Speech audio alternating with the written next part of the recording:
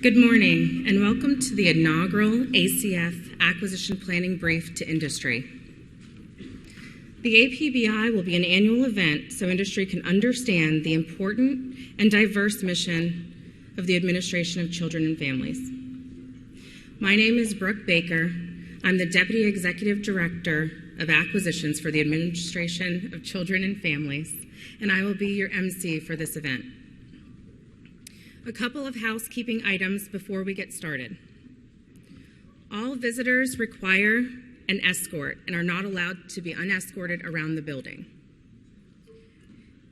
Restrooms are located behind you to the left and then a left past the elevators. If you need to utilize the restroom, there will be escorts available. In case of emergency exit will be the doors in which you came in right behind you.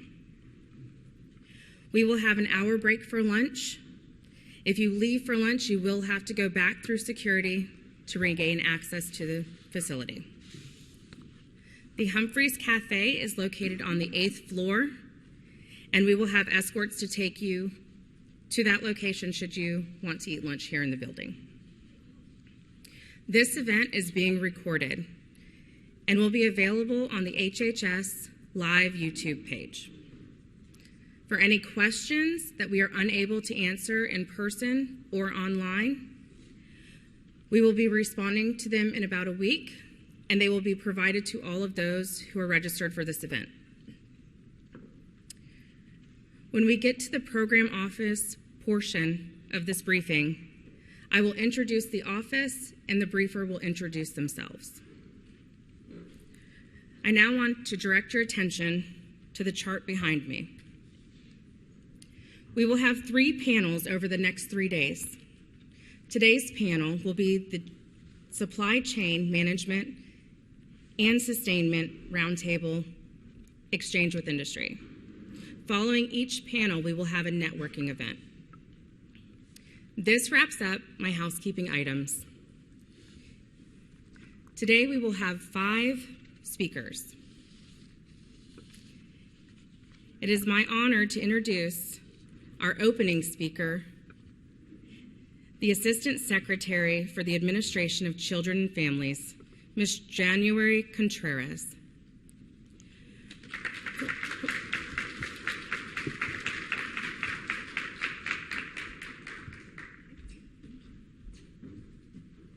Good morning, everybody. Good morning. Very glad to be here with you, and I wanted to wear my badge in solidarity with our ACF team. Really glad to be with you this morning, and thanks to our GCS team for having me. Welcome to ACF's first Advanced Planning Briefing to Industry. I understand we have over 600 registered participants, which is fantastic. So congratulations to ACF's Office of Government Contracting Services. You may not know, but GCS has obligated more than $4 billion in fiscal year 2022.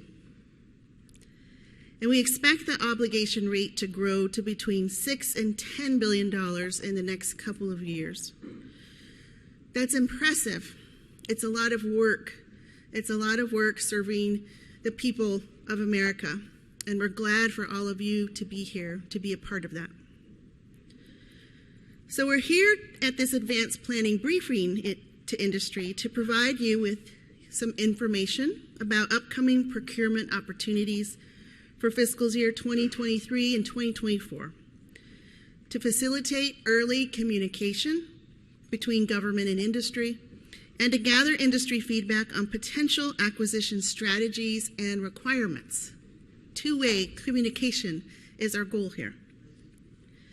Our goal is also that this allows industry to better prepare and position themselves to compete for the resulting contracts, while also helping the government to identify potential issues early in the process and to tailor our acquisition strategy to better meet the needs of the kids, the families, and the communities we serve across the country. The goal of this industry is to promote collaboration, communication between ACF and our partners, and to ensure that our industry partners have everything you need to support the ACF mission. to achieve our priorities. And our priorities are about the well-being of the nation's families, children, individuals, and communities. To achieve those priorities, we know that we do not do that alone. We seek partnerships with leaders who share our commitment to improving the lives of the children and families that we serve.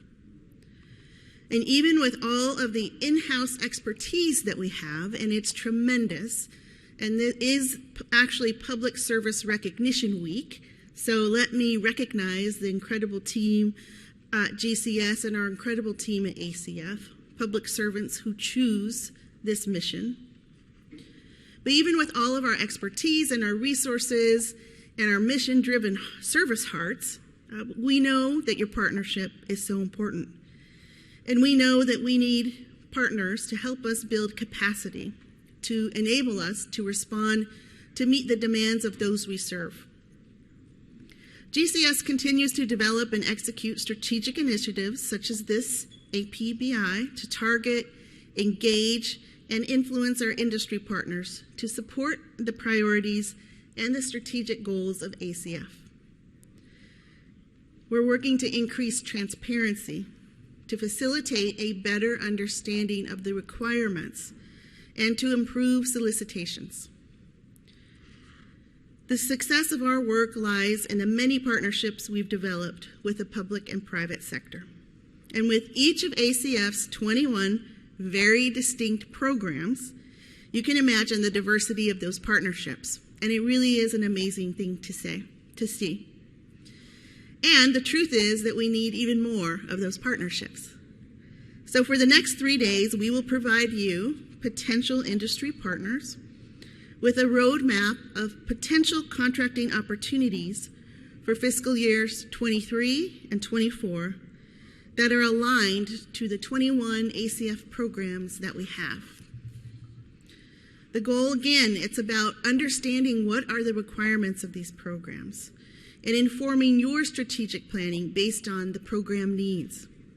You'll hear from ACF programs directly about their plans for next year and how small businesses and yours can play an integral role in the fruition of those plans.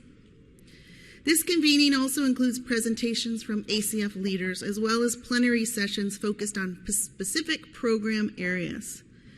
So you can expect to learn about HHS, about ACF, about GCS, our strategic priorities, learn about future contract opportunities from 11 of our 21 mission partners, learn how to do business with ACF, network with other industry leaders, and explore matchmaking opportunities with GCS acquisition leaders. So here's some of the things that our leadership team hopes resonate with you. One, connecting with industry is a key component to expanding ACF's industrial base. And by doing that ACF can increase competition, efficiency, and responsiveness.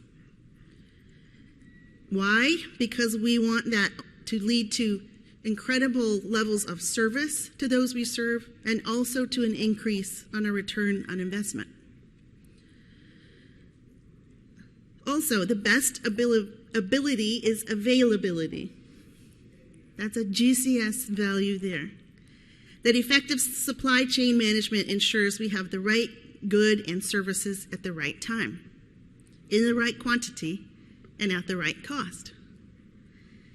It can also help industry reduce waste, optimize inventory, and increase operational efficiency. Small businesses are vital in helping ACF meet the mission of tomorrow. We value your ingenuity and your agility, and we recognize that small businesses are the economic driver of our economy. They also mention that subcontracting can be a complex and challenging process, but it can also provide significant opportunities for growth and success for companies willing to invest the time and resources. So I hope you will use this opportunity to its fullest, leave here empowered and prepared, follow up with those you meet when the event is over, to team up, to compete. Subcontracting is a priority. To listen to what the leaders are briefing when it comes to their initiatives and to their challenges. To be prepared to support when called upon. To bid when you see an opportunity that interests you, that you're prepared for. And knowing that partnership with small business is a win-win for everyone, especially the children, the families, and the communities that we serve. I want to recognize Kenyatta for his leadership, this leadership team, which is growing. ACF, again, we know we don't do this work alone. It's in partnership with many. We set high standards so that we can carry out our work to the children and families we serve at the highest levels, which is absolutely what they deserve. So thank you for being here. Thank you for being or exploring being a part of the ACF family. This work that we do matters in lives every single day. Thanks so much.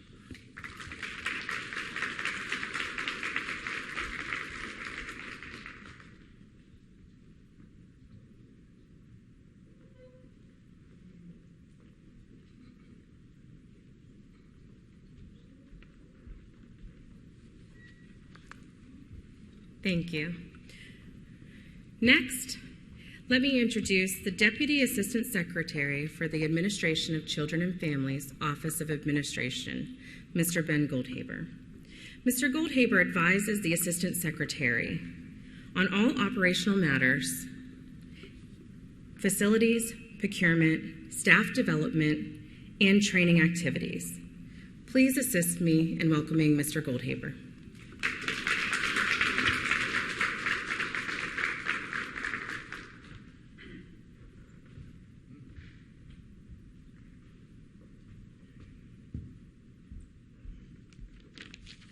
Good morning, everybody. It is nice to see you here today. It's great to see you both in person and virtually. I don't know if we know how many people are logged in virtually, but I think it's a little over 200. That's impressive.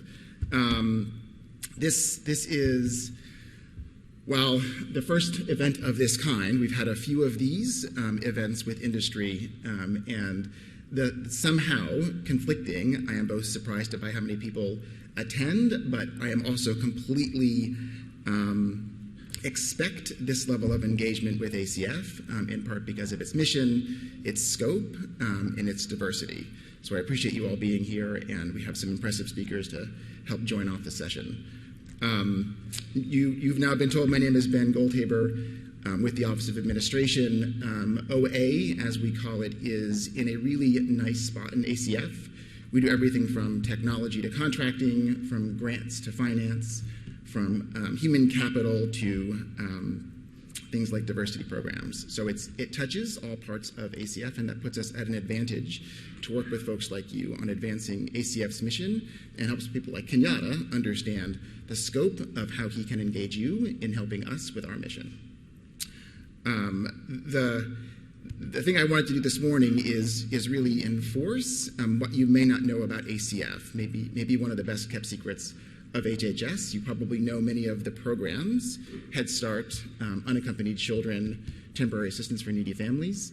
It is a large and diverse organization, so I'm going to test your knowledge a little bit this morning and help warm up this group. If you would, raise your hand if you think, and please lower it if you think that ACF does not involve these areas of contracting. Training and technical assistance. Yeah. Or just, I'll keep track of who's raising. Direct services, research, technology, supplies and equipment.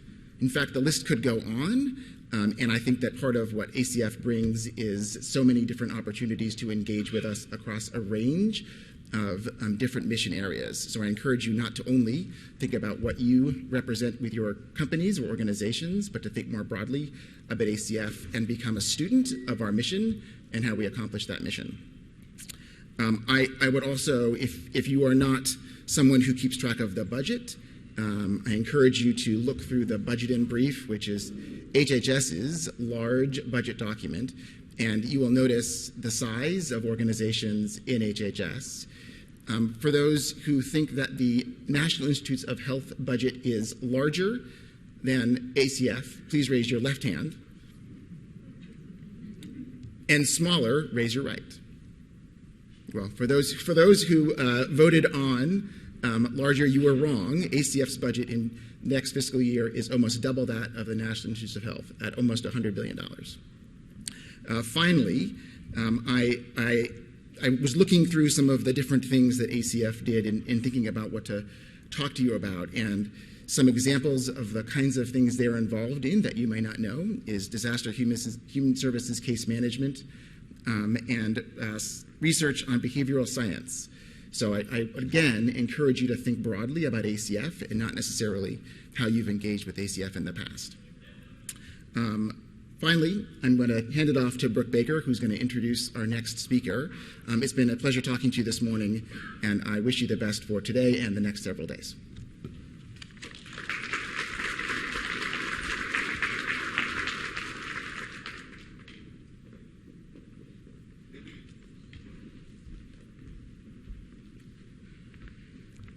Thank you, Ben.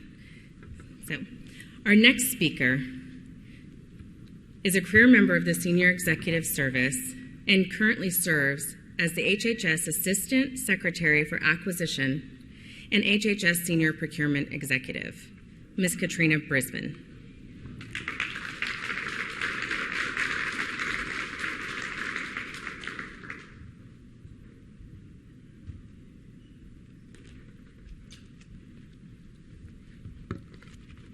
All right, good morning. I was very excited to hear the participation that's online, as well as see the participation that we have in the room. So very important for us to connect, as you've already heard from our previous two speakers. So very important for us to connect with industry on a regular basis. So one, you know about what we're doing and what we're trying to achieve. And two, so that you can find where you fit in our mission. So very important. So you've heard a little bit about ACF and the things that are going on. I'm going to talk to you a little bit from a department perspective. As you heard, my name is Katrina Brisbane. I serve as a Senior Procurement Executive and Deputy Assistant Secretary for Acquisitions for all of HHS procurement. And so what that role actually involves is collaboration across the department with all of our 13 contracting offices. The collaboration involves pulling together all of the heads of contracting and their staffs so that we can work as an enterprise. And you'll hear a little bit more about that as I continue to talk. But also, it's an oversight role in addition to collaboration, and then the flow down of procurement authority. So I'll talk to you a little bit about what we're doing as a department, what's also inclusive of the Administration for Children and Families and what they're doing. I have several slides, and so I'm going to move through some that are not as important. You'll get an opportunity in your own time to actually take a look at those. But I want to talk a little bit about what our priorities are and what does that mean to our vendor partners, because as Ms. Contreras mentioned, we recognize that this mission cannot be done without our vendor partners. And we do need your assistance. We need your A-game players. That's something that I've been talking to the HCAs about. We need A-game players to actually help us move this mission. It continues to evolve and grow, and we need your help. And I'm going to tell you why it's important that we have the A-game players on this mission. So we can go ahead. I'm going to talk to you a little bit about our mission areas across the broad mission area of HHS. A little bit about our spend and our priority initiatives, highlight some areas from category management, what we're doing to advance equities in procurement, and again, some of our acquisitions priorities. So we can jump to the next slide. Thank you.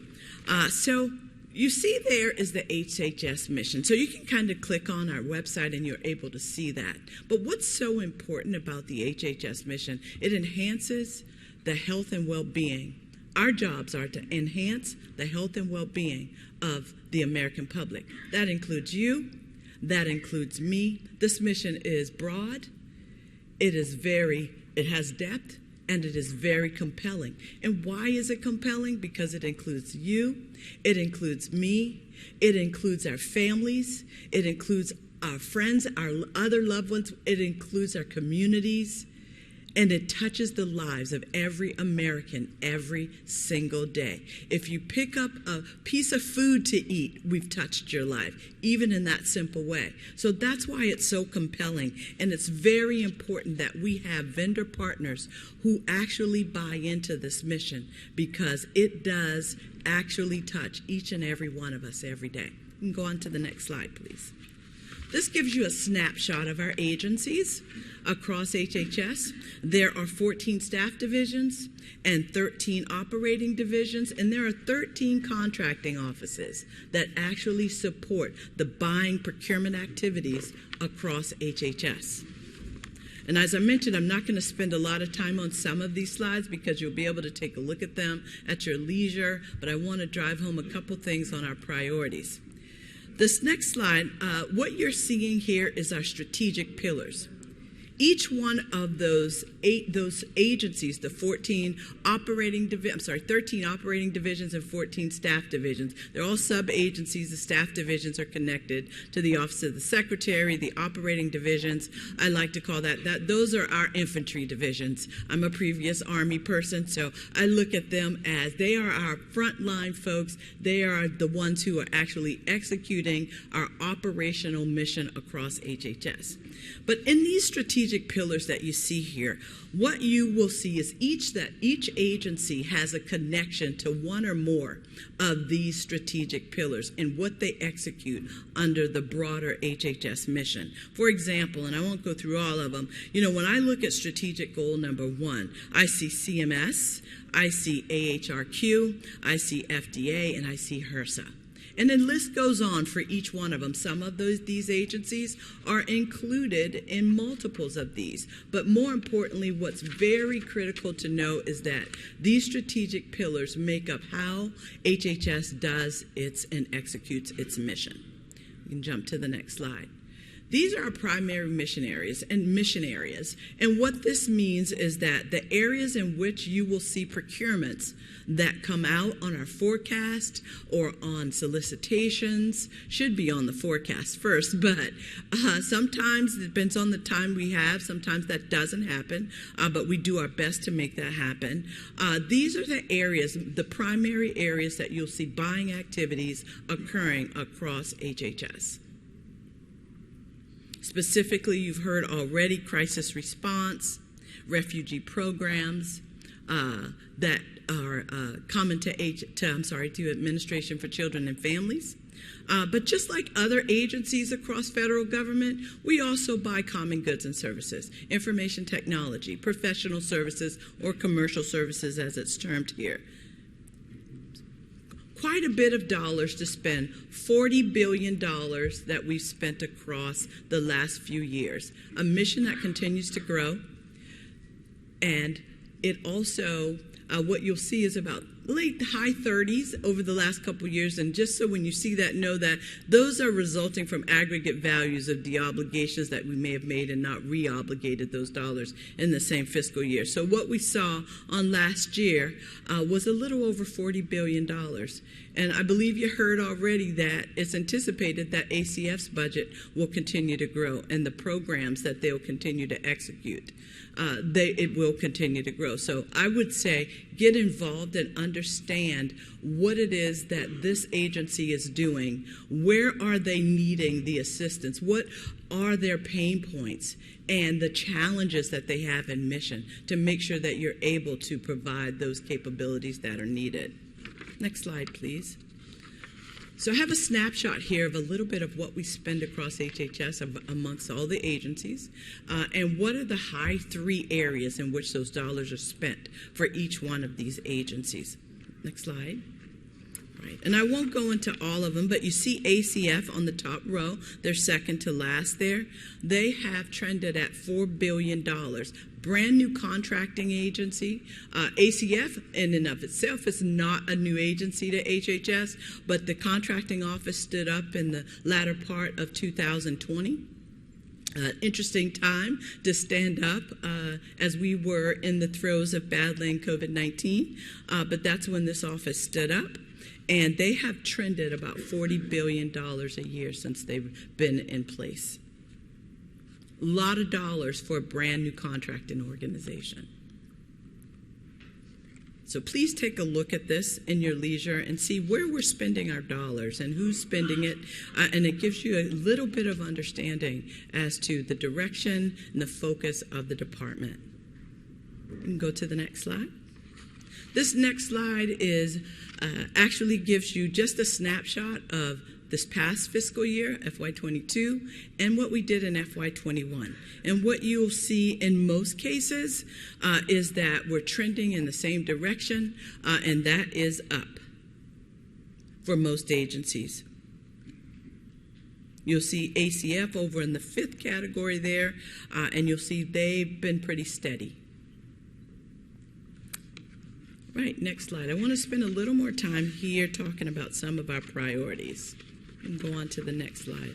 So from an acquisition community perspective across HHS, some of what we're doing, and this is very important for HHS, because as our engagements expand in our contract engagements, it's important that we expand the vendor pools, the vendor bases that we work with. Pre-COVID, HHS spent approximately $24 to $27 billion annually in contracts across all the agencies. We're now trending at $40 billion a year in a very short period of time. So as you can imagine, it's very important that we also expand our ability to bring on partners to assist us in executing these missions. Not all of it is COVID related, and some of the COVID related is enduring. It will continue. Some of our response efforts continue, but also we've got other new statutes and legislation that have dictated some additional movements forward in various mission sets across HHS. So when I talk to you about these 4 areas, I'm going to kind of dig into them a little more shortly, but these are areas that we're looking that are priorities for us. Expanding our large business industrial base. Expanding our small business supplier base. Very important. One of the major initiatives for the current administration, is to increase the small disadvantaged business presence in government portfolios. We've gone from 5%, which had been historically the metric that we agencies work to. We went from 5% to 11% in FY22. We're now at 12% as a government. HHS, I'll tell you what HHS's portion of that 12% is shortly. But it is anticipated that we'll be at 15% in a couple years. And that is providing many more opportunities for small disadvantaged businesses. As you heard Ms. Contreras, small businesses are the lifeblood of the American economy. We depend on them for their flexibility, for their agility, for the innovation, and it is very important that they are provided opportunities as well. And third, we're looking across HHS as contracting organizations to leverage the purchasing power of HHS, buying as an organized entity, and not necessarily that each one of these 13 contracting activities have their own agendas, their own way of doing things, their own specific contracts, but pivoting to where we're getting great prices, great services to execute on the mission. Very important, and this is an initiative that we actually are working to right now. It's been a work in progress over the last year and a half, and I think we're making progress there, but you'll continue to see more of our trending towards agency-level contracts, best-in-class contracts, but contracts that actually are available to all of the agencies for specific mission sets. And then finally, building capacity in our workforce. Very important initiative. Just as we have to build our vendor pool to support a lot of the new initiatives, the increase in our spending, we also have to do the same thing for our workforce. Same workforce may not be able to do $40+ billion of business that was in place to do $24 billion of business. So that's our 4th priority that we are working towards as a community of procurement in HHS. We can move to the next slide. So on this slide, I'd like to talk to you a little more about our priorities when it comes to expanding industrial base across HHS. As I've said, we are experiencing increases in what we're spending across HHS. And again, it means that we've got to dig in a little more to bring on partners who can help us actually achieve the varying mission sets that were historical, the ones that are enduring, and the ones that are new. So first on this list, you'll see the Agency for Children and Families, Administration for Children and Families. Very important mission, as you have heard. It impacts our communities, it impacts our children, it impacts families. And I think each one of us in this room, and those of you virtual, actually will fall into one of those categories. But what we have here is the Unaccompanied Children program that is listed here. There are multiple programs at ACF that actually executes their mission. And the inclusion of the Unaccompanied Children's program here is because it is indeed a special interest program for us at the department.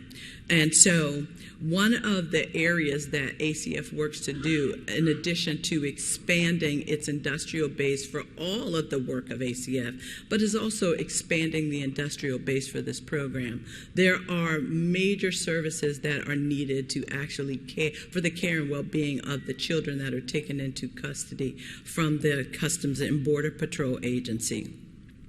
And this particular program is so important because it does enforce the ACF's responsibilities in refugee resettlement programs, but also it ensures that ACF is able to facilitate its statutory responsibilities when taking in the children and also finding places for these children to go. So they have taken to land actually, be it in various program areas to facilitate as much of a normal life as possible for the children taken into custody.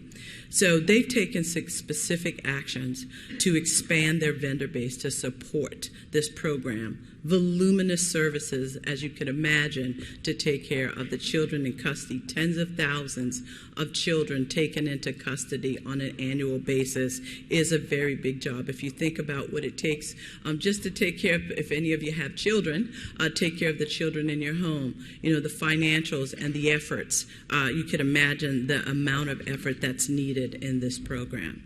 The second bullet there is our ARPA-H program. It's our Advanced Research Project Agency for Health.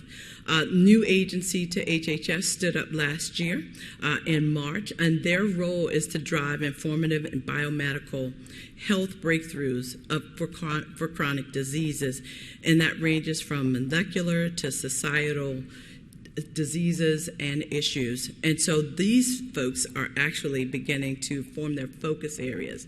Very important because this will drive biomedical breakthroughs for this particular agency's mission that will be able to scale, that are proactive for healthcare, but also sustaining and resilient.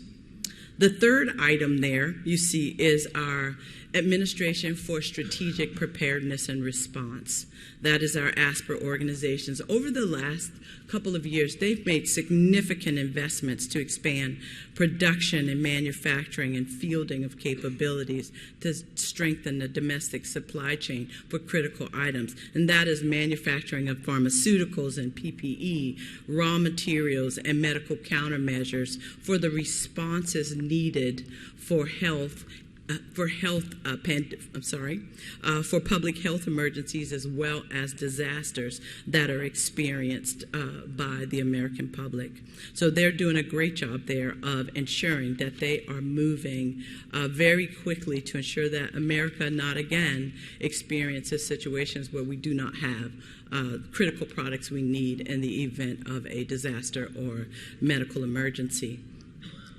Fourth there, we do have the increasing partnerships with Native Americans.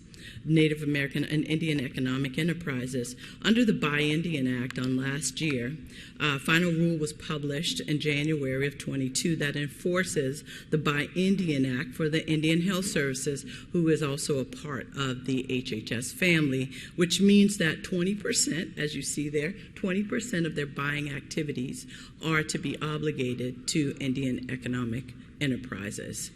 So that's another of our industrial base expansion efforts that we are working across HHS. And fifth, increasing partnerships in the small disadvantaged business area. I spoke to you about that on the previous slide. Very important to HHS. It is a current initiative of this administration. As I mentioned, we're working towards getting up to the 15%. You'll see exactly here where our goals are. HHS's goal of that 12% that is for FY23 is 13.08%. That is what's been prescribed for HHS. ACF's goal of that 13.08% is 12.3%. And so we are working very diligently to expand our industrial base in that area as well to ensure that we're meeting the goals and providing opportunities for small businesses. We can move on to the next slide, which is a great segue into our small business metrics and stats, and you'll see a little bit of what our goal achievement has been over the last 2 years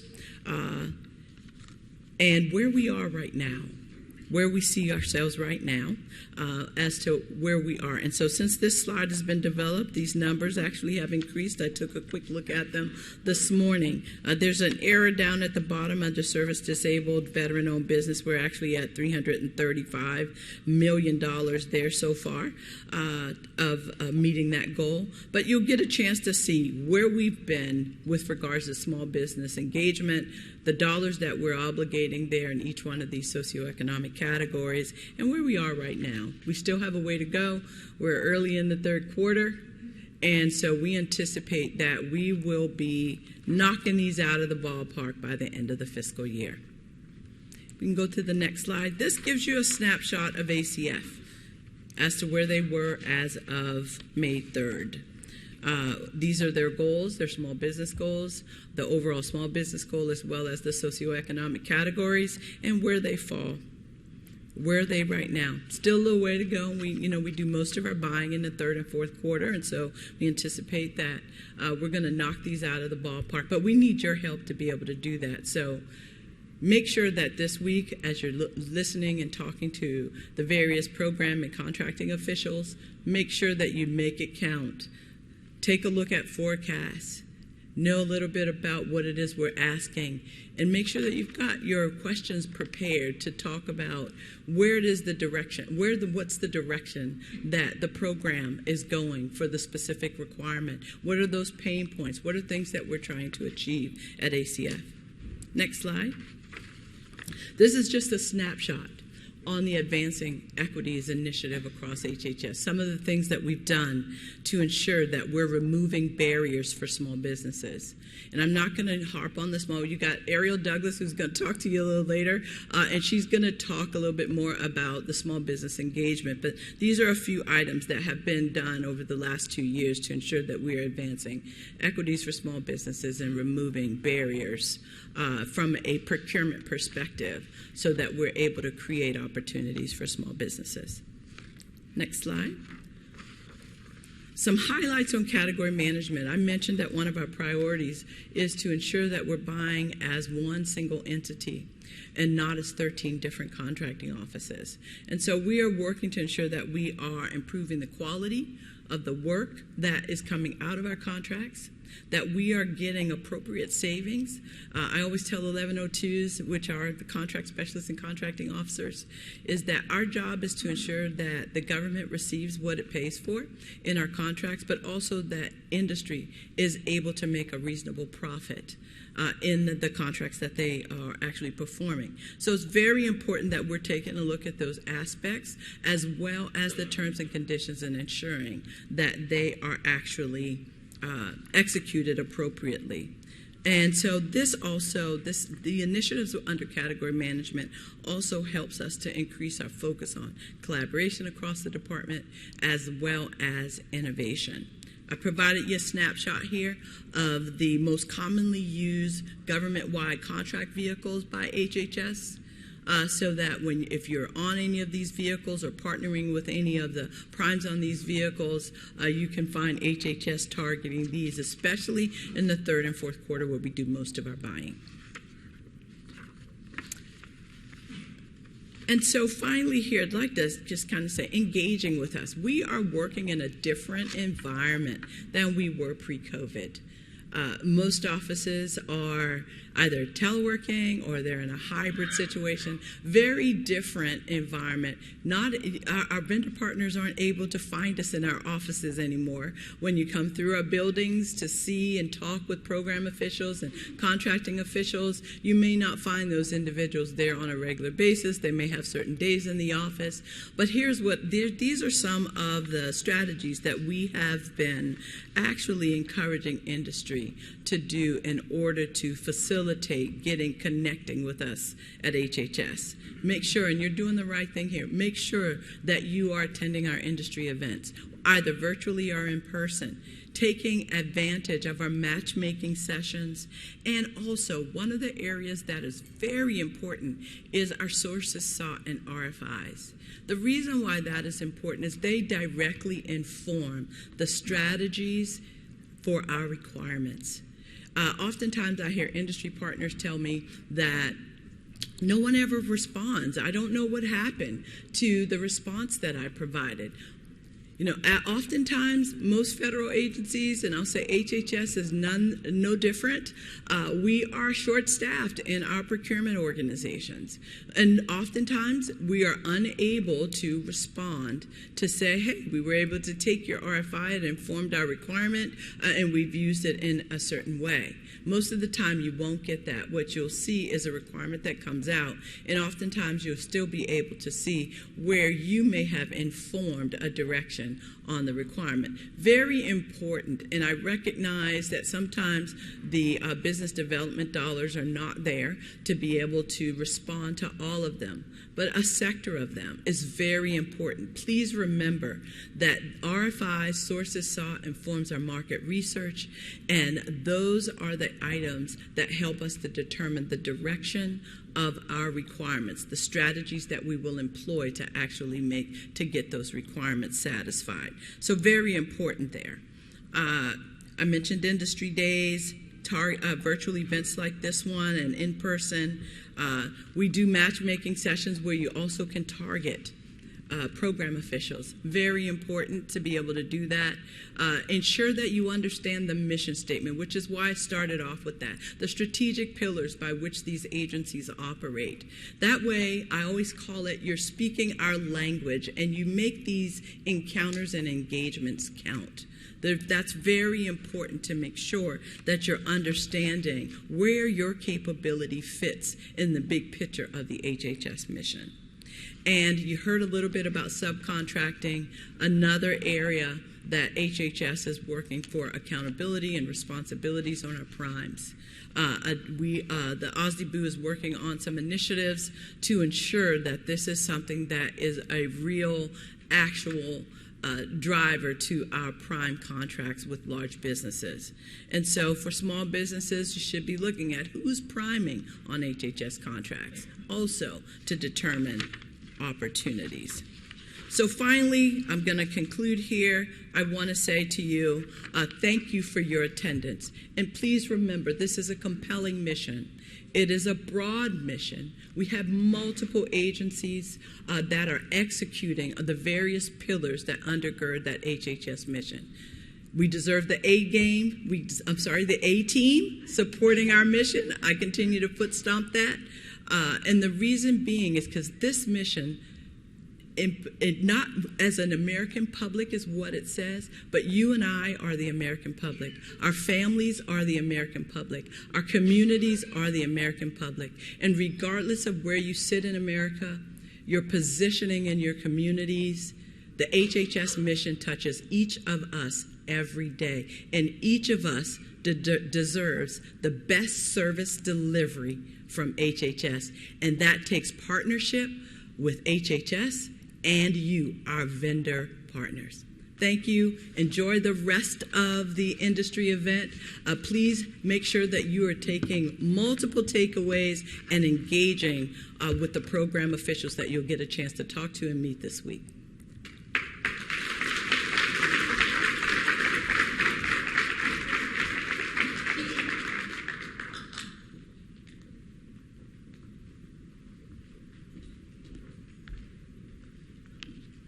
Thank you, Katrina. At this time, we will take a quick 10-minute break. Before we get started, I'd like to let you all know that the slides presented here today and for the remainder of this event will be posted on sam.gov after the event. Additionally, as a reminder, you are not allowed to leave this space without having an escort. So if you need to make your way to the restroom during the event, please get with a GCS member who will be standing on either side of the blue wall back there, and they will help escort you to the event, or to the restroom. Thank you. Ready? Okay. Our next speaker is the Executive Director of Acquisition for the Administration of Children and Families, Mr. Kenyatta Wesley.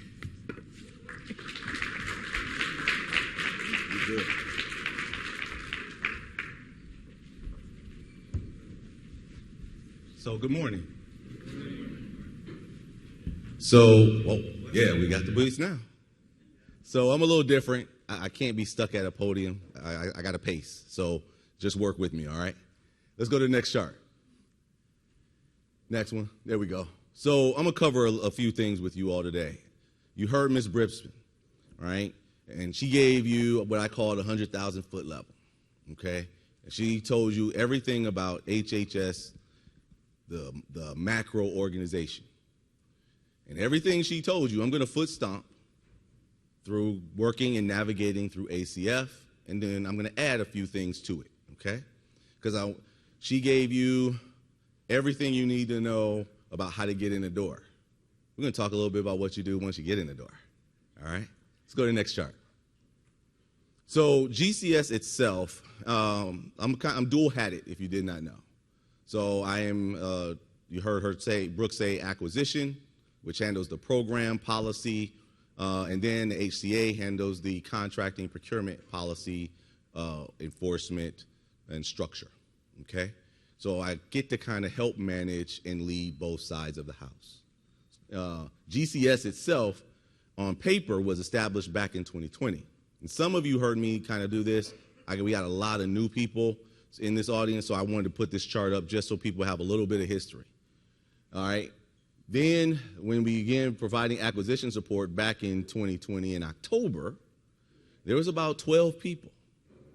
Okay. And then, of course, some of you probably are aware that the floodgate opened at the border.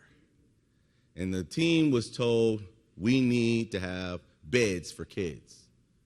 And that kind of became the focus over, I would say, 18 months after that. We ramped up to about 89 personnel in May, and now we're over 111, okay? And that tells you how fast we're hiring and growing within. You heard Ms. Bribson talk about right-sizing the contracting part of the organization. Well, that's what we're going to do, right? And we're kind of leading the way in what organization that awards billions of dollars within HHS should have resource-wise, and then manage through personnel size. And then really the reason that's important to you is responsiveness, right? Now, I'm never going to be staffed at 3,000 people. It's not what the HHS budget calls for. There's a lot more of you than there are of me. I'm going to repeat that. There's a lot more of you than there are of me. So I ask you all, who Kobe does a magnificent job of running my life and getting people in calendars and training and everything else. But sometimes those things take a minute. So have some patience working with them. And he also is a great connector. Him and Patrick, they've been around. They know who the players are, and they connectors, right? They can help you manage and know where the program offices are as you're learning. You heard Ms. Bripson. You heard Ms. Contreras, Assistant Secretary Contreras talk earlier about getting to know what the program offices need. Well, when you do that, one of the things you're trying to figure out is, where do you fit in? Okay? Some of you are going to fit in as primes, and some are going to fit in as subs. We need both. I'm going to repeat that. We need and want both. Let's go to the next chart. So you guys don't have to worry about having, I saw some people taking photos of the charts and trying to keep all these notes. You're going to get copies of these charts on SAM.gov, the same place where you all got the link to register. So don't worry. All the charts from all the briefers, all 3 days, you will get copies. The biggest thing I want to talk to you about on this chart, this is the kind of GCS leadership team, but you notice little envelopes next to them. We made that easy for you, so when you get the charts, you'll be able to click on that envelope, email will pop up, and you can email the person directly based on their area of expertise. And you'll notice there's a key at the top for acronyms, and then under each one, you'll talk a little bit about what type of acquisition and contracts that they support and buy. Tried to make it easy for you, right? I told y'all in November, ACF and GCS are open for business. Well, you can't be open for business and make it hard for people to find you. All right? Next chart. And so these are some of the people that are running the divisions in each level underneath the executive leadership team. So when you're trying to figure out a specific contract in that area that you've seen on SAM, you've seen RFIs for, you reached out to the CO, maybe you had a conversation with them and you want to expand that conversation a little bit further while it's in the market research phase, these are their bosses. These are the CO's direct bosses. Make sense? Making it easy for you. You'll see little envelopes next to their name. You see what areas and mission partners they support. And we'll talk about mission partners in a second. There's 21 different mission partners within ACF. Let's go to the next chart. And here they are, right? 21 different mission partners. On this page, when you get it, everyone that actually has a line underneath it, it's hyperlinked. You'll be able to click on that, and it'll take you right to their website. Remember I talked about ease of use? Trying to make their life easy, all right? Trying to make it easy to find out information about each of these programs, each of the ones we support. And if you correlate this chart with the last chart, you'll see the division chief, the GS-15 division chief, that runs the subcontracting support for each of the ones assigned. Make sense? Is that simple for y'all? Oh, y'all quiet. That's not going to work for me. We got mic runners? We got mic runners? Okay, so if you guys have questions, you got one on that side and one on this side. They're going to have mics. If you have questions, y'all going to make me a Baptist preacher up here. All right? Y'all ain't going to like that, and we're going to be all bored to death. So I'm a person that says, I don't mind playing stump to chump. So if you get me, I got a lot of help. While we're getting the mics out, all the GCS support that I brought with me to have my back, stand up for me. These are contracting professionals, everybody. So for those of you who are in the building, you'll be able to, if you can't get to me because there's a line, all these beautiful people right here, ask them your questions. All right? Thank you. Thank you, everybody. Give them a round of applause. Let's go to the next chart. So you heard Mr. Goldhaber say that the operating budget is growing over this year and next year to $100 billion. This is what it is right now, a little bit over $70 billion. This is the operating budget for ACF. Why is that important to you? On typical average, about 12 to 14% of that is what gets contracted out in some way, shape, or form. Okay? Now, since we're still not at full operating strength yet, 2025 is where we're supposed to be at full operating strength. We'll probably be a little ahead of that and hit it in 2024. But by doing that, we're going to grow. You heard Assistant Secretary Contreras talk this morning about $10 billion. Well, new estimates are in based on what ORR is projected to spend, and when that work comes back to GCS, we're probably going to be looking at anywhere from 10 to 12 billion total in the next 2 years. Okay?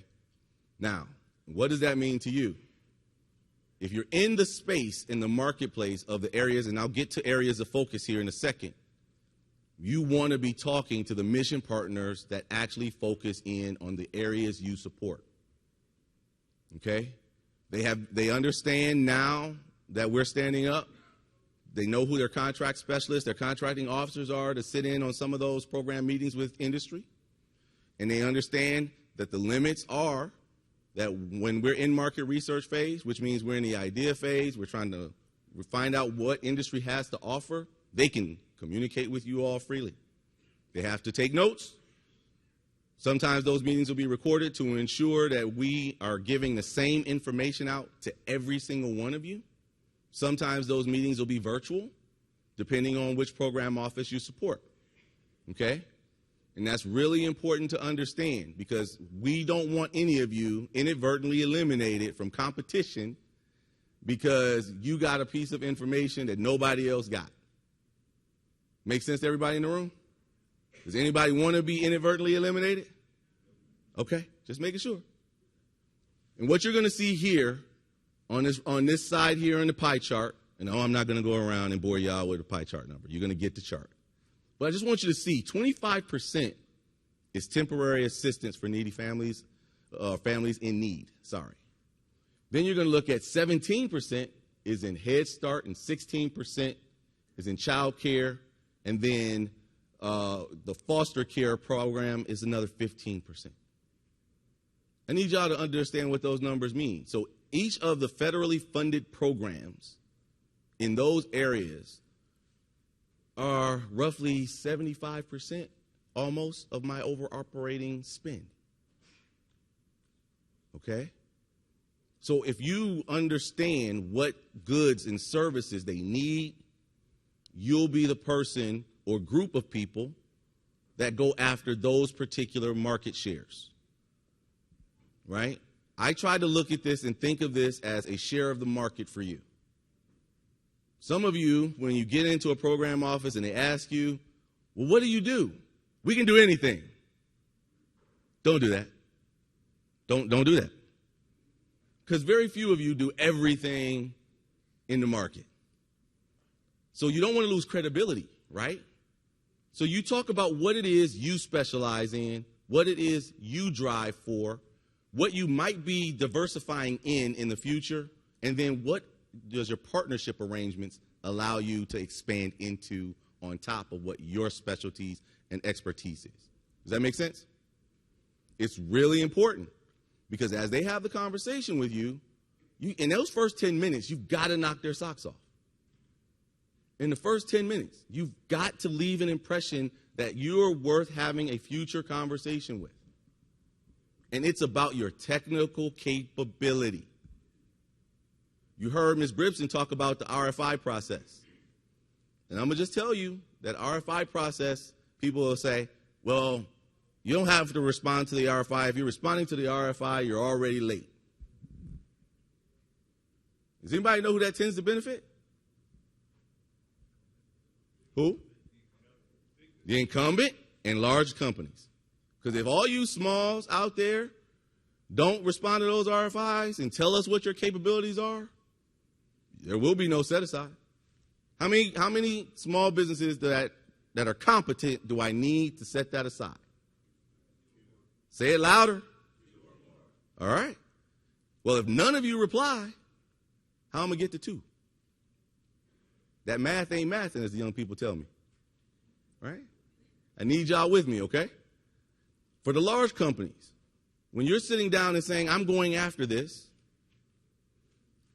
I need to understand how you manage your subcontractors. I need each and every one of my contracting officers, when they set those subcontracting goals, this is important to me. Because Congress is asking questions about how do we enforce and hold primes accountable. You notice I didn't say large primes, right? I said primes, because some of you smalls are primes too. And if you end up with a small business participation plan as a part of your contract, you got to be able to manage your subcontractors as well. How you actually find your subs and how do you replace your subs when a contractor that you thought was going to be on the program is no longer available by the time it starts. What you don't want to be accused of is a bait and switch. Anybody know what a bait and switch is? Oh, come on now. That's absolutely right. To advertise one thing and deliver another. If you're going to deliver, tell me in your proposal what you're going to do. And then we get to this time for starting, and you try to swap out, you had better have a really good explanation. And you also make sure that you're swapping out with equal to or greater to the requirement you proposed. Because that whole thing about swapping out for less is not acceptable in GCS. To my COs, is that okay with y'all? I didn't hear y'all. Okay, just checking. This is important, everybody. Because our reputation is what builds trust with all of you. Does that make sense? If I can't be reputable when I talk to you, if my COs and CSs can't be reputable when they're speaking to you, then you don't have the trust you need, and then things and side effects happen. We end up with more protests. Some of them frivolous, some of them not. And these can be handled properly with good communication, appropriate level of conversation, transparency and honesty on both sides. Sound like a fair deal? Okay, let's go to the next chart. I'm not going to beat this to death, but you heard Ms. Contreras and you heard a little bit from Ms. Bribson about HHS priorities. Well, here are the ACF strategic plan priorities. Everything in my 21 program offices that we support, every contract that we write in GCS align in one of these strategic priorities. This is one of the most important charts when you get the deck to try to understand. There is a narrative for this chart online on the ACF website. Okay? So when you go to the ACF website, you'll see a link that talks about strategic plan, and it's the narrative that goes right with this chart. It's my good deed for the week. All right? Let's go to the next one. My strategic initiatives for GCS are flow down from the strategic plan you just saw. Competition improvement plan. We're going to talk a little bit about that. GCS has a lot of work to do when it comes to the dollars competed. We do great when it comes to that number of actions competed. We're in the high 70 percentile of actions competed. But some of those are the lower dollar actions, and of course the percentage gets skewed when you sole source one or two very large ones. And so we're going to now start working on, and you'll hear that in the program office, all of the program office discussions about improved competition on the higher dollar actions as well. Now that we're coming out of some of the, well, we hope to be coming out of some of the emergencies. Some of y'all following the border right now in Title 42. That could impact how we move and operate. But right now, our number one priority is to compete these actions as often as we possibly can, because that helps the government and it helps you. Improved industry engagement. We're here, right? This is why we're doing this. You get a chance to interact with us, talk to us, ask questions. That helps you empower and inform your proposal writing. It helps you inform your company's B&P. Yes, for those who may not be familiar with the acronym, that's the bid and proposal dollars. I want you to use those bid and proposal dollars on ACF, GCS actions. But if you don't know where they are, you can't forecast, you can't plan. That's why events like this have become a priority within ACF and GCS. Strategic Human Capital Plan aligns with Ms. Bripson. She leads procurement, I follow. She says we need the right size. We need to understand. We need to inform all of our bosses within the leadership chain what the needs are, because that helps us support you in supporting us. It's a variation of help me help you, or help you help me, right?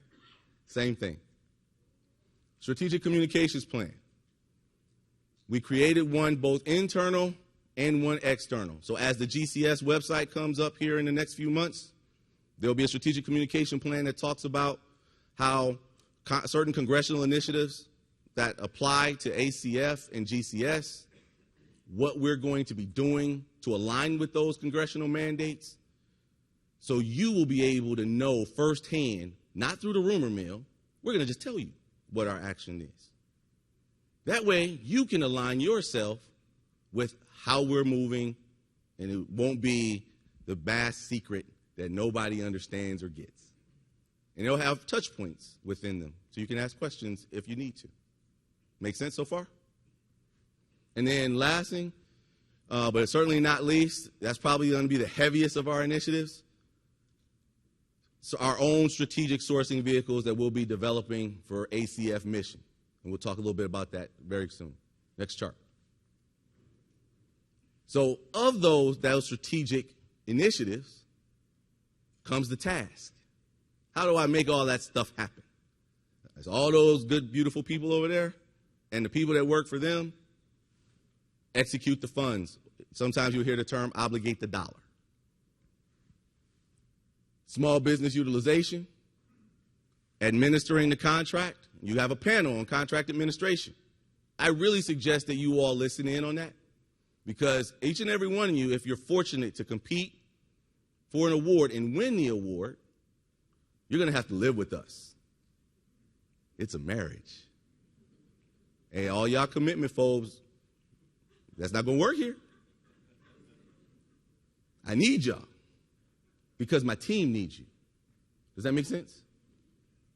And so a contract is binding. It doesn't just give away money. It's binding. So my CORs that work for the program offices, the contract specialists and the contracting officers, they're literally going to be going over those contracts with you and making sure that we are getting what we paid for. Now, to you on your side, the way I typically explain it to my team, that they have a job. And that job is to ensure that we get what we paid for on time, for the cost proposed, for the quality proposed. Remember I talked a little bit earlier about bait and switch? Does anybody know the two major areas where the government tends to get bait and switch because they are not watching contract administration closely? Guess. Cost, and what's the other one? Say it again. You're very close. I would say quality. Yes, quality. Because what typically happens is the price tends to go up based on the labor. That's why you saw me hesitate when you talked about key personnel. Because your proposal will offer us something. And if the contract specialist and the COR aren't reading that contract, sometimes, not on purpose, I will say, that's how I like to think, when another person shows up that wasn't the one proposed, sometimes it slides by. But then if it's a cost contract, that price went up. Y'all think that's a good idea? No, not at all.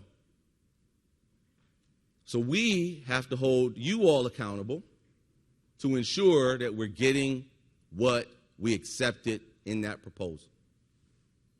Now, on the flip side, the contracting officer has another responsibility to ensure that we hold the program offices accountable, to ensure that that requirement isn't growing unfairly or disproportionately without the proper adjustments on your end, right? So when we have to modify a contract due to the program needs, we should be making sure that it's either not in the contract already and that it is in scope. And then we go open up those negotiations to talk about what the duties and or price should be for those increase of responsibilities or duties. The purpose of a contract is to ensure that both parties are satisfied with the outcome. Win-win. Y'all ever used that phrase before? We live by it. We mean it. Let's go to the next chart. Oh, wait a minute. Go back one. Expenditure rates. I said this in November. Some people weren't on and some people didn't listen.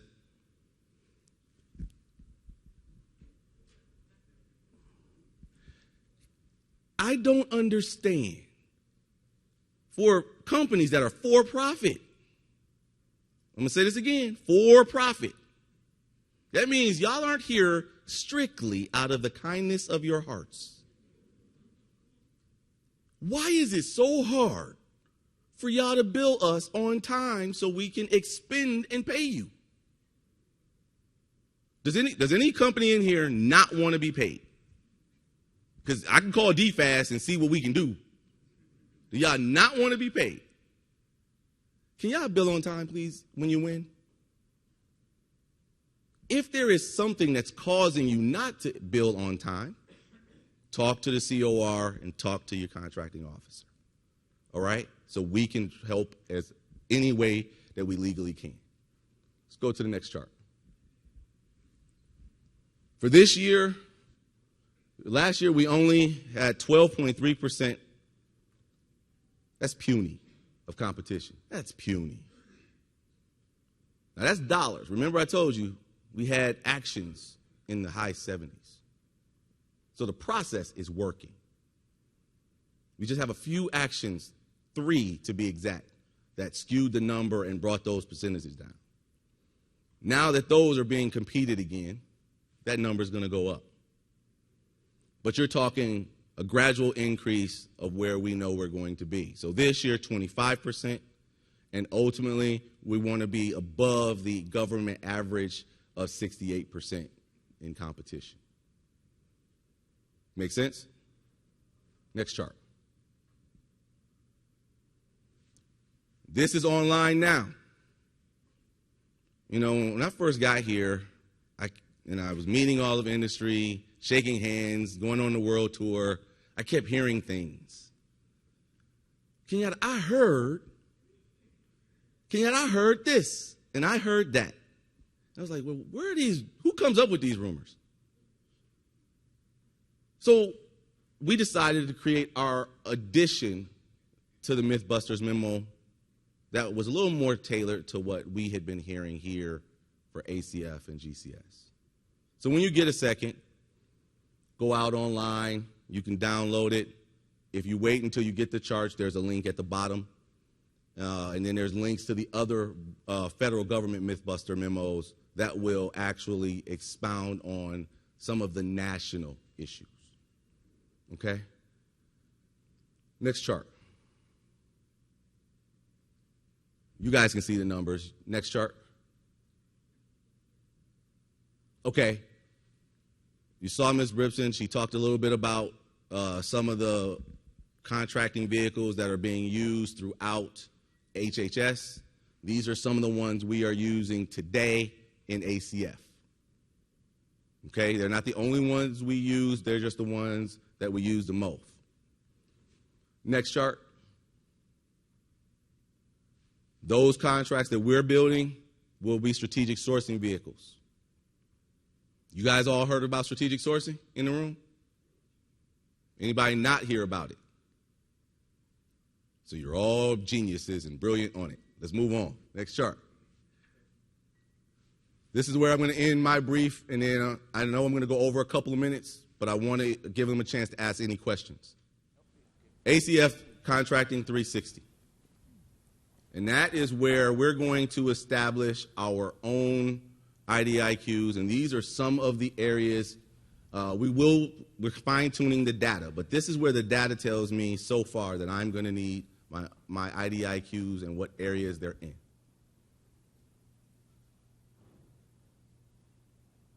Anything on this chart interest any of y'all in the room? Give me a show of hands, just curious. Oh, that's over half the room. Loon, John, you got your work cut out for you. All right. Stand up for me, Loon and John, so industry can see y'all. You got those two beautiful faces? And for those of you who are online, don't worry. That's John Conlin and Loon Sands. Feel free to email them. They're both back like, oh, no. All right, I'm going to pause. I'll say that again. Oh, are they both here? Evelyn and David Greaves. David Greaves is in the very back. Evelyn is in the front. They handle the other side of the acquisition center, and they will have some of these once they're awarded themselves. All right, so I'm going to pause. Let's take about 5 minutes to answer a few questions for those who have them. Raise your hand if you have them. So we got one in the back, a cup here, and a couple in the middle. Good morning, Carrie James, ICF. I am curious if you all have a average anticipated timeline for RFI to solicitation that you are working towards. That's a good question. Thank you. I don't think we have it by average. It really depends on complexity of the action, okay? So our total procurement time for, I would say, actions that are $500 million and under so far appears to be right from the time we get a package to time of award. Team, keep me honest, around 6.5 months, 7 months on average, and then around 9 months for the billion-dollar ones and over. Now, that excludes the things that are done truly on a real emergency basis. Those, of course, move exponentially faster. Yes. I didn't specifically answer the question, but it was because we don't really monitor that one piece, right? We kind of do it based on complexity. Good morning. Good morning. Andy Lieber with Catapult Growth Partners. The last bullet on the slide says increased GCS ROI for ACF. Can you explain what that means to you? Absolutely. I like you, man. You're all right with me. So this is a really big thing for us. We are a reimbursable organization to all of our mission partners, all right? And I'm teaching a lot of my team the true meaning of return on investment, all right? That return means my total operating budget within GCS to run and operate, and then things like cost savings, cost avoidance, then things like time savings. Were we able to award contracts faster than mission partner need or right on time for mission partner need? This is a business in contracting where people tend to have options on where they get contract support. We should be the preferred place. So that question that she just asked, question that you're asking now about can we move with speed, can we move with deliberate intent, and can we drive for the proper amount of cost savings that doesn't drive industry out of business is what we're looking for. Because I need industry around, so putting you out of business does nothing for me, right? Making sure we have a fair and reasonable price is what really is important. And so those real negotiations and discussions, negotiating deliverable timelines instead of sometimes price is really more, sometimes for my mission partner, the deliverable of the goods or service or the quality level of the good or service versus the price is more important. And so sometimes the ROI is, can we get them a higher quality for the amount of money within their budget? Can we get those goods delivered faster in the time of emergency, like in OSEFR and ORR, right? Those are how we give return on investment to our mission partners, and then we tabulate those things all year long, and we report out to the stakeholders. Make sense? No problem. Good morning. Thank Good you morning. for addressing industry.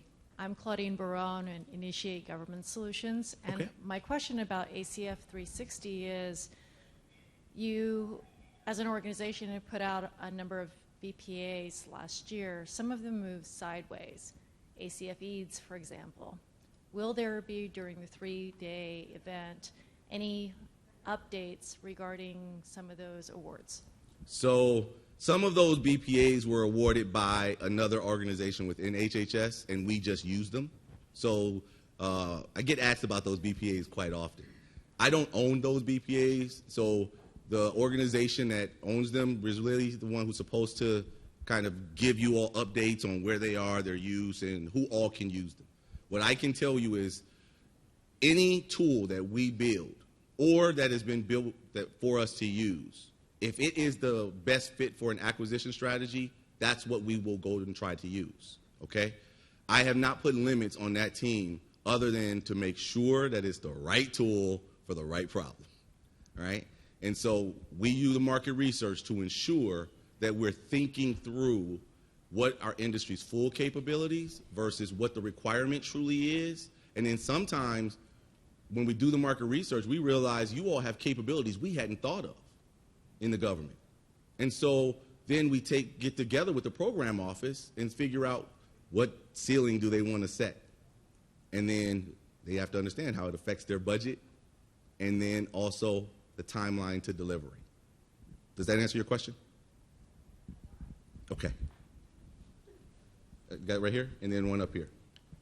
Good morning. Good morning. Ooh, I appreciate the Jordans you're wearing right there. That's not my question, but I do. It's about that. comfort over style There in a you little go. bit here. There you go. It says everything you need to know about ACF. My question surrounds RFI, sources, thoughts. My company at this point, I think we've submitted about like 40 across various agencies. But one of our challenges is getting feedback, and I think a lot of small businesses here, large businesses otherwise, they don't really get that feedback. So when you're telling us, you need 2 or more, how many companies are actually responding so that we are in our own ecosystem can keep ourselves or our competitors also in the loop and saying, what does a rising tide look like and what feedback mechanism is there or it's being worked on so that we know, hey, there's 2 8As that responded to this. Only one of y'all was qualified, or there was 10 small disadvantaged women-owned companies that responded, but only 2 were qualified. So can you elaborate a little bit more on that? So what I'm going to do for the sake of time on that one is I'm going to take a do out. Kobe, hold me accountable. What I'm going to do is break it up by like categories of spend and what kind of average we're getting. I'll get it directly from the COs. Because me sitting up here trying to speculate a number, it's not fair to you all. I want to respect you guys and give you honest feedback and information. And so what we'll do is kind of break it up by category and kind of give, hey, these are some of the things that industry is being ruled out for, so they're not really answering the RFIs completely, especially if they're 2-part questions. Some people are only answering 1 part, and so then you're deemed non-responsive. Some people are telling us what they want us to know and not answering our questions at all, and then you're not deemed an interested party, right? There's things like this. You must answer the RFIs completely, and then if you want to add things on top of that, you're more than welcome because it helps us, but at least make sure you always answer fully. And then I would also say to you, we'll get that back out to you. I need to get with my policy chief and find out how long that's going to take. But I will give you at least an update to what the timeline for delivery to you all, and we'll put it out on SAM.gov so that way you all can get to it rather quickly. Fair? Okay. Last question. Hi, Kenyatta. Thank you. Sam Barnett with iParametrics. We're an SBA designated small business. Looking at 2 of the bullet points, increased competition and data-driven decision-making. First question is, you talked about 25% of contracting dollars being competitive. Can you talk a little bit about, and ideally getting to 68%? How do you intend to do that, and in diversifying your overall risk in the portfolio versus going to direct award? And then the second piece is the data-driven decision-making. That's very intriguing to us. Going back to the feedback comment, can you explain a little bit about what the process for that will be moving forward? Thank you. No, perfect. So answer the first question. How we plan on affecting that competition rate? Direct care contracts within ORR, because of emergencies, had to be sole sourced and extended a few times. Our goal going into that is hopefully by the end of this fiscal year have the competitive actions out, so that way you all can start going after competing those. Some of them will be competed internal with GCS, and the others will be competed, I think 3 or 4 competed or went out to Department of Interior. So you have to check with DOI about how they're doing that strategy. But then IT, cyber, those we're going after competitive as much as possible on those specific areas. Any data contracts and BPAs that we have, we're going to try to compete in those areas as often as possible. And then large government professional services will also be focus areas on improving those competitions. So those 3 to 4 primary areas. The last question on data. So I had a boss, the Honorable Frank Kendall, and he used to have a sign above his door. Trust God, all others bring data. And when I first got there, I was like, man, that's kind of rough. And he wasn't telling us that our knowledge of the business or our instincts aren't important. What he was telling us was every decision we make, because we are the stewards of the taxpayer dollars, we need to be able to explain it.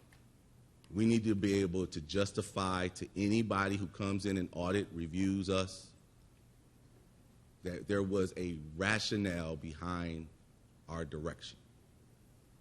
So whether it be informing the kind of contracts that we want to put into ACF Contracting 360, whether it's the labor categories and skill sets most used, which we're also deep diving at thanks to Donna and her team. We're also deep diving the kinds of contract mechanisms that have been more beneficial for those kinds of work. And then trying to set up strategies that are either hybrid but informed to get after what industry can actually respond to reasonably and fairly in the time frame in which we need. Make sense? Answer the question? So there's lots of different metrics we're using. Kenyatta. Whoa. Kenyatta, we have a question online. Okay. We have a few. We'll respond to them in writing. But okay. This one is, with a significant amount of dollars being spent by ORR as well as GCS under emergency requirements, a number of firms feel like they're shut out. So when will the reflex to invoke emergency requirements be eliminated so we can open it up for more competition? Yeah, so before I watched the news this morning, I would have said as quickly as we can, like within the next few weeks. But team, I don't control the influx of who comes across and when. I don't control how many don't have parents or guardians with them. Neither do any of you. And I don't mean that with any flippantness or insensitivity. I mean it truly with all sensitivity. And we have, by law, we have to be able to have beds, clothes, medicine, treatment options, all these different things for these children. So my goal is to invoke as little, I should say, of those emergency sole sources as we can while we are competing simultaneously, okay, for the long-term plan of action, okay? And I think that we're going to talk a little bit more about that during ORR session, but I think that's a very insightful question. I think it's a very important question. And the honest answer is I have to have mechanisms both short-term and long-term. So you're going to see competitive actions start to come out either through DOI and or GCS. I said and or because both agencies right now are helping. And we will then be able to, but we may have to extend some of those emergency actions that are sole sourced right now in order to keep us afloat to compete the others. All right, and I hope that everyone here truly understands that, because I have no intention of keeping any of those sole source actions out there longer than I absolutely have to. And you have my word on that. And I think that's the last one we have time for. Oh, we have one more? Yeah, just one more. Okay. Awesome. Thank you for letting me get this one in. I'm Kristen They control Dugan. the show. I'm like the puppet up here right now. Kristen Dugan, Deloitte Consulting. Could you help us understand how GCS is differentiating the use of RFIs versus sources sought notices? Yeah. So there's different tools for different types of information you're trying to gather. So and this is not at you. This is at large. It's amazing how many people don't take the time to read FAR Part 10. If I'm not mistaken, it's still like the shortest section of the FAR. Am I incorrect with that, team? Isn't that still like the only 2 or 3 pages still? And I say that because it really is helpful for all of industry. It's the shortest read, but it's the most common sense read. Take a minute to just take a look at FAR Part 10. Sources sought notices are saying to the industry, we think that we have a requirement in a particular space or area of focus. And we're trying to figure out just how many companies play in this space, and are you a prime or a sub, meaning are you the lead or are you in support? Then when we go into the RFI, the request for information, that is typically after the RFI has come out, if we use the sources sought first. And that RFI is about the meat. It's saying we have, based on all the companies that have responded to the sources sought, and we've gone to your websites, we've looked you up, we've looked at your NAICS codes and where you've been performing, we've checked the vendor database to see if you're doing work in the federal government space today, and we've seen what you do. And it generated the following questions. Second piece of that, sometimes we skip the sources sought piece of it because we have at least we think we have a good idea of the market, and we go straight to the RFI. All right, but the RFI truly is where you give us information that informs that strategy driving forward. And that's whether it's commercial, whether it's small business, sometimes whether it's a cost type contract, firm fixed price, or some type of hybrid contract.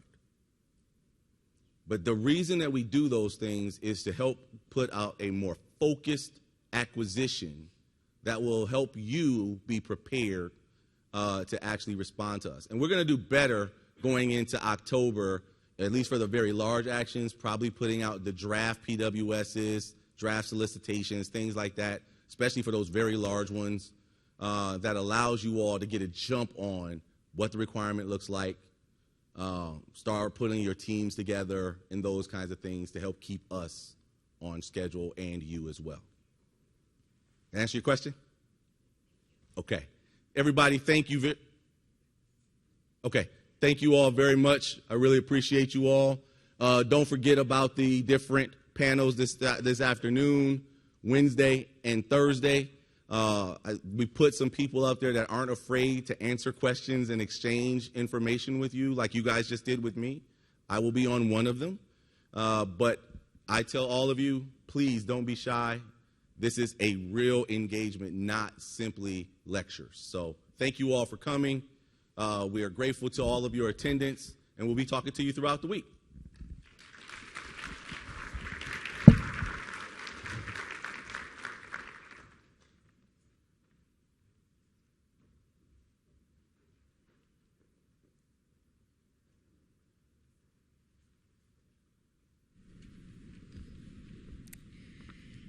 Okay, our last and final speaker for today serves as the Deputy Director for the Department of Health and Human Services Office of Small and Disadvantaged Business Utilization, where she leads the implementation and execution of department-wide small business first focus policies and processes. I'd like to welcome to the stage Ms. Ariel Douglas.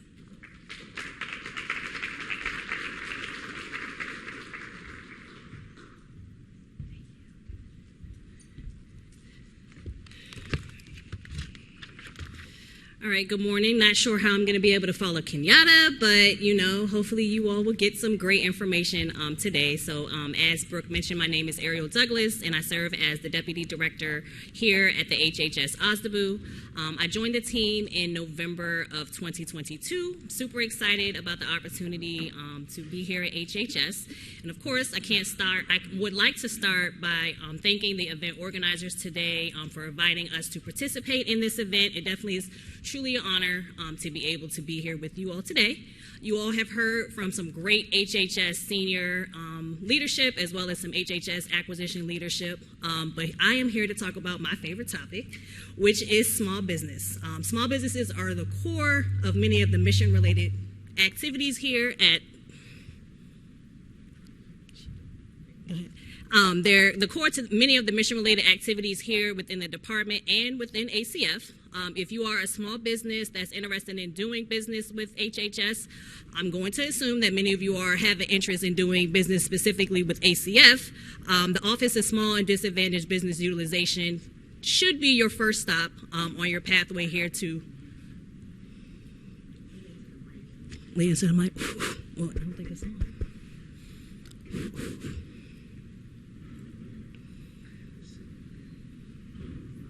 Oh, it's fine.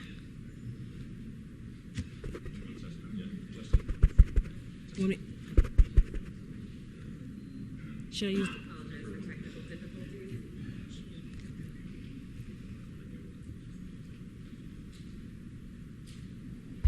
That's it. All right, great. All right. Gotta love a good technical difficulty, not a problem. All right. So next slide. Today, here's my brief agenda. I'll provide a high-level overview of the HHS APBI, highlight some of our department's small business achievements to include ACF. I will also introduce to some and give a refresher for others as it relates to our HHS Small Business Customer Experience System, also known as SBCX.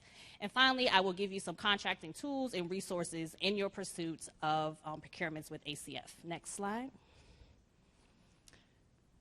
All right, so many of you, next slide, are familiar with the Office of Small and Disadvantaged Business Utilization. There is an office within each federal agency. We oftentimes get asked, do we work for the Small Business Administration? We definitely don't. We work directly with the various department or agency that we are affiliated with. So for small businesses looking to do business with ACF and even large businesses that are looking to have some small business partnership opportunities, APBI is here to assist. We are a team of small business advocates. We are your small business subject matter experts on all things related to ACF and small business HHS procurements. ACF does have an assigned and dedicated small business specialist. Her name is LaTanya Dent. I know she's somewhere in this room, if she can stand up. This is your small business specialist for ACF. This is who you all need to get to know if you all are interested in pursuing opportunities with ACF within the small business area. Next slide. All right, so our office is led by our Executive Director, Shannon Jackson. We have about 14 full-time employees. We have 3 different teams. We have our operations team where we have our small business specialists are located. We have our administration and outreach team. And then, of course, our recently formed team, which is our policy team. Can we go back to the last slide? Yes, all right, thank you. I just wanted to present our strategic statements. You know, we can't have an organization without a mission and vision statement. Many of you are familiar, we are statutorily mandated by Section 15K of 644K of the Small Business Act. In summary, our mission is to ensure that small businesses have the maximum practicable opportunities to participate within the HHS acquisition processes. And again, our vision is pretty simple as well. We are engaged in promoting the health and well-being of the American people while building a strong industrial and manufacturing base. Each day, we are working to train, provide technical assistance, advocacy, and outreach with our small and socioeconomic business partners. Next slide.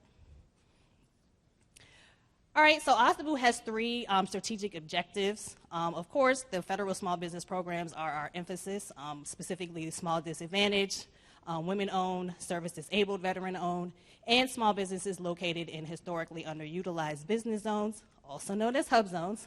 We work extremely hard to ensure that small businesses have reduced barriers to entry into the HHS acquisition process, and then we also hopefully to provide them resources and tools that will assist them in identifying procurement opportunities, specifically, with ACF.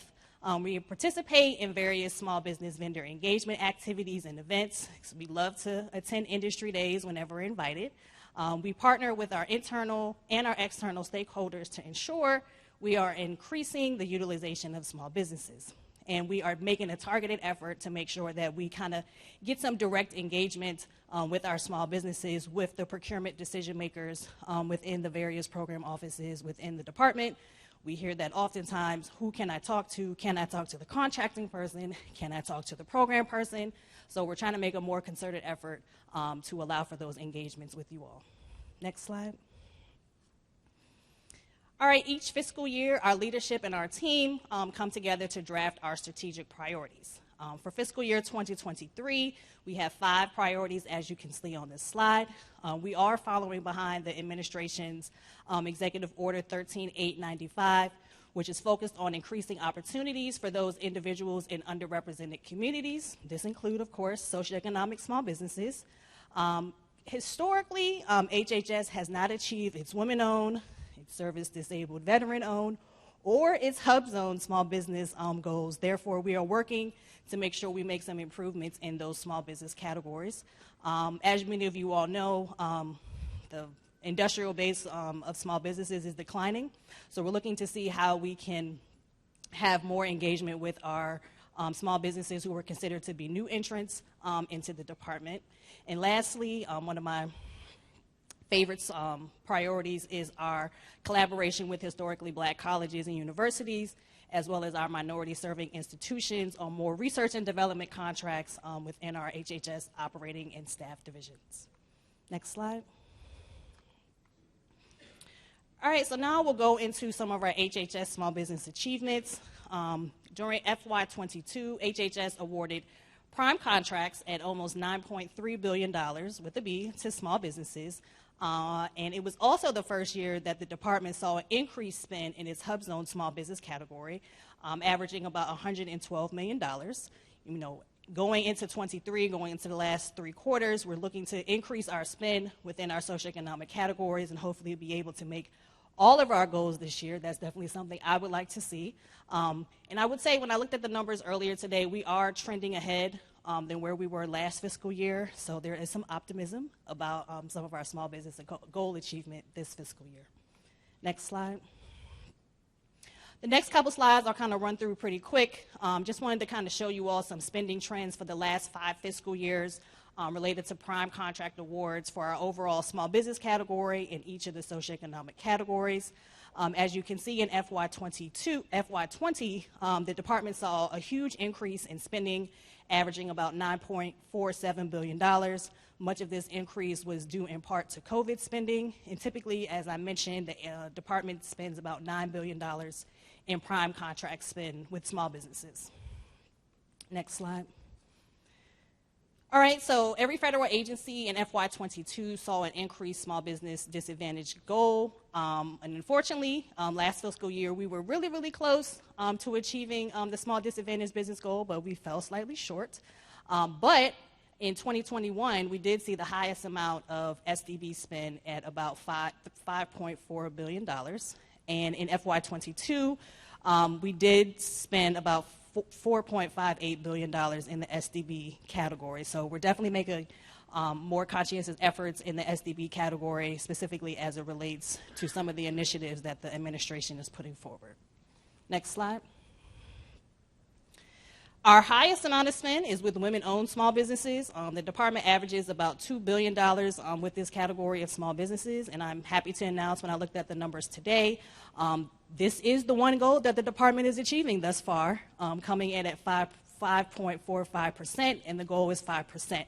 So hopefully we can keep this momentum going into September. Next slide. Next is our service-disabled, veteran-owned small business spend for the last 5 years. As you can see in FY22, the department awarded its largest amount to service-disabled, veteran-owned small businesses in the amount of $830 million, which was about a $46 million increase from the previous fiscal year. I will always like to say my executive director is a retired Army Ranger, so as you can imagine, he wants to meet this goal. So hopefully some of you all in this room can help us. Next slide. And last, but certainly not least, is our Hub Zone small business spend for the last 5 years. As I mentioned at the start of this highlight, the Hub Zone category saw the highest amount of increased spend in fiscal year 2022, with an increased spend of about $112 million. You know, for me, the Hub Zone program is definitely a program that I can get behind. They do a lot of, are in the local communities and support some of the services that our department reaches each and every day. Next slide. All right, so ACF definitely has some amazing mission areas that are supporting children and families, and each of their program offices are doing some great things. And so now we'll go into some of their small business goal accomplishments. So don't get afraid of some of the red that's on here. Don't let that discourage you. But in fiscal year 2022, ACF awarded about $247 million to small businesses. While they weren't successful in achieving their small and socioeconomic business goals, we understand it takes focus and sometimes some recalibration, and ACS have definitely set out to take some direct action to create opportunities to conduct more targeted small business vendor engagement that can ultimately lead to some successful small business strategies. This is definitely evident based upon the effort that has been placed on this event today. I am confident that ACF will continue to make improvements in the achievement of their small business goals. Again, this is not just a one-sided approach, but we definitely work together as a team between my office and ACF, hitting it from all sides. So we definitely need the support from everybody in this room in order to make that happen. Next slide. All right, so here is ACS Small Business Achievements as of April 27th. This is when I had to turn my slides in. I understand it's a couple days after that, but there definitely has been some movement in these numbers since then. So ACF has spent about $58 million with small businesses thus far this fiscal year. Again, many of you are familiar with this industry, so a lot of our spending does take place in the third and fourth quarter. So hopefully we will be trending in the right direction in more increased spend within our small business categories. In their overall small business goal, when I looked, they've accomplished 4.79%. And last year, their overall small business goal achievement was 4.63% for the entire fiscal year. So to me, that is great improvement on their part. They also have almost doubled their small disadvantage goal achievement in comparison to last fiscal year. They're currently at 3.59%, whereas they achieved about 2% overall in the SDB category in fiscal year 2023. So as you know, they're definitely trying to make improvements within their small business goal categories. So again, we have 2 more fiscal year quarters to go. There is still time, for those in the room to be able to increase our small and socioeconomic business utilization. I'm optimistic, and I'm one to believe in affirmation. So, if I can get a little 5-second affirmation, failure is not an option.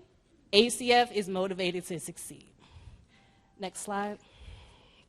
All right, so the HHS.gov leverages its small business customer experience system, also known as SBCX. This system is focused towards centralizing information and resources for small businesses looking to do business with HHS. Your first homework assignment for today is, if you have not already done so, I recommend that you register your company in SBCX. Your company can complete a profile. You can upload your capability statement. The website where you can access it is osdabu.hhs.gov.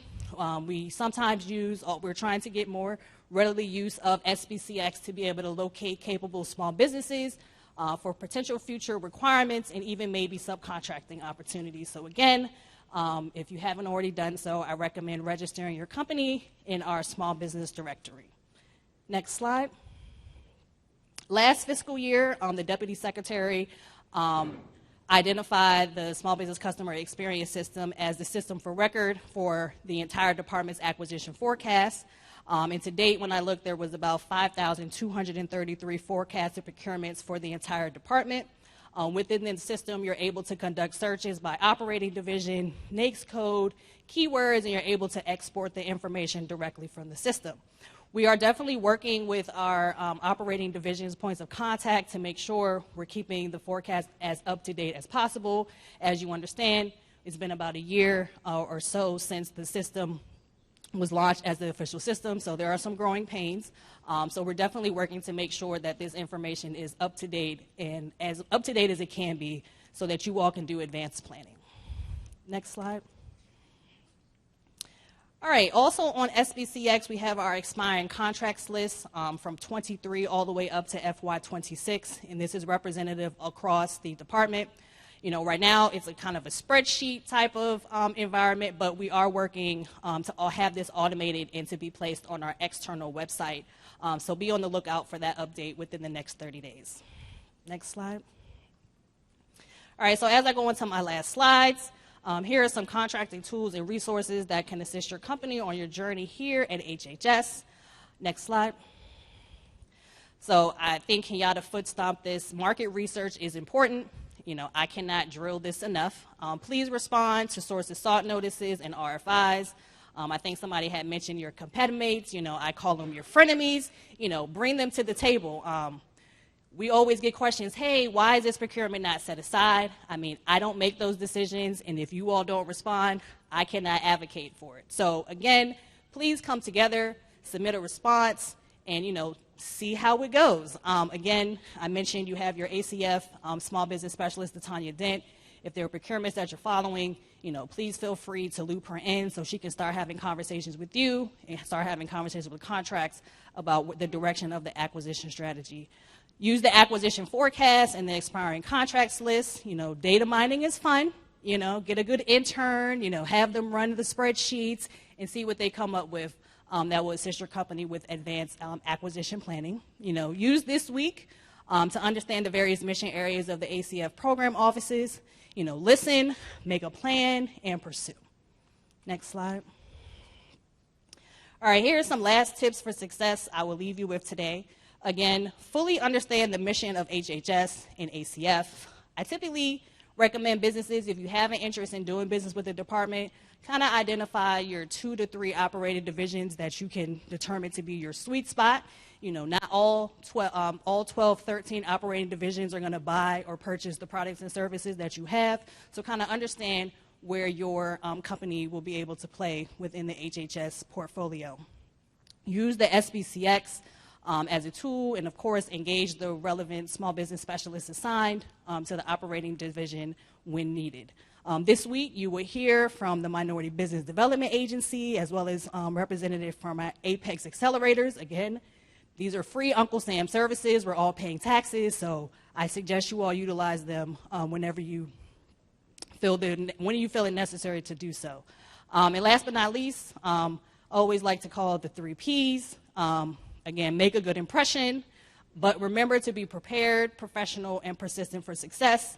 And when I say persistent, you know, small businesses, many of you are very persistent, and some of you in an annoying way. But, you know, sometimes that makes you memorable, and then, you know, sometimes it doesn't. But, you know, persistence is key. You know, it takes time. You'll hear no's, you'll hear maybes, but ultimately you will, at some point, hear a yes. So don't give up. Again, it's not a microwavable meal. It's kind of like a slow cooker type of thing. So I just, you know, I take your hats off to small businesses because I know the grind that you all are doing each and every day. So, of course, make a profit, but then also to make sure we are able to meet our mission requirements. Next slide. All right, so collaboration is key. You know, there are many organizations out here, third party, nonprofit, federal agencies that are specifically designed to make sure that you all are successful. Our office leverages partnerships with many of these organizations to ensure that you all are included within our acquisition portfolio. Many of these have networking events.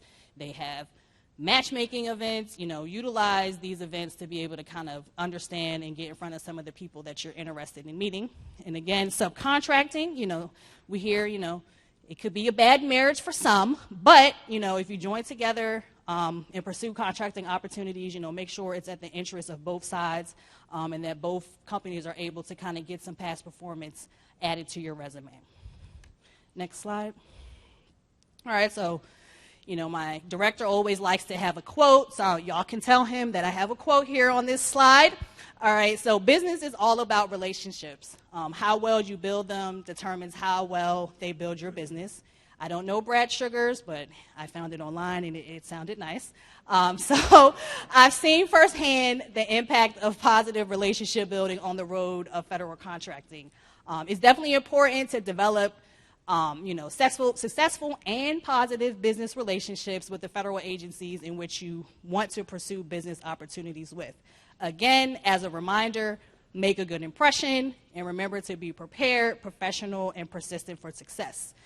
Continue to build relationships, big or small, this week. Small businesses, again, they say, hey, I want to talk to program. Hey, I want to talk to contracts.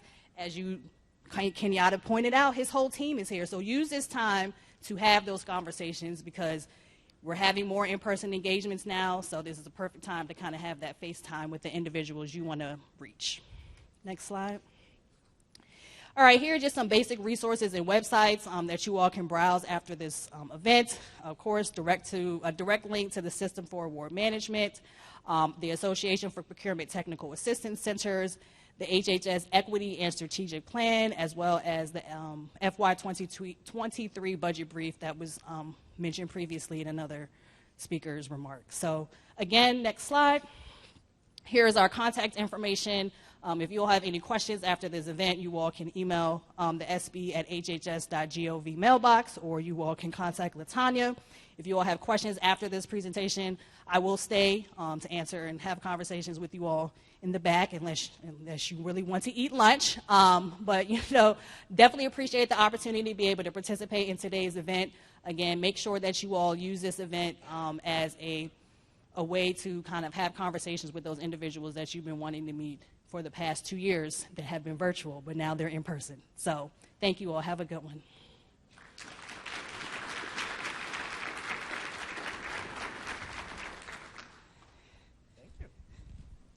Thank you, Ariel. And she doesn't find you guys annoying. She really doesn't. So. Let's see. Lunch. All right, so it's lunchtime. We'll be back in an hour. As a reminder, if you leave the building, you still have to go through security. I think there's a small break in rain right now, but I can't guarantee it will stay broken. If you want to eat lunch here, we have on my right, your left, we'll be taking you up the elevators to the penthouse where the cafeteria is. They have a bunch of box lunches set up, so I don't know what the prices are, but they should be pretty good. And then after the lunch, we will go to our first panel, the Supply Chain Management and Sustainment Exchange with Industry. So think of lots of questions. And following that, we did break into some, networking time. So we'll be milling about talking and all that at that point before we get to the industry partners. So I see some people chomping at the bits to go upstairs or bathroom or whatever. So if you do want to go upstairs, that side, if you want to go to the bathrooms, they're over there. All right? And then we'll be back here in an hour. Thank you. Produced by the U.S. Department of Health and Human Services.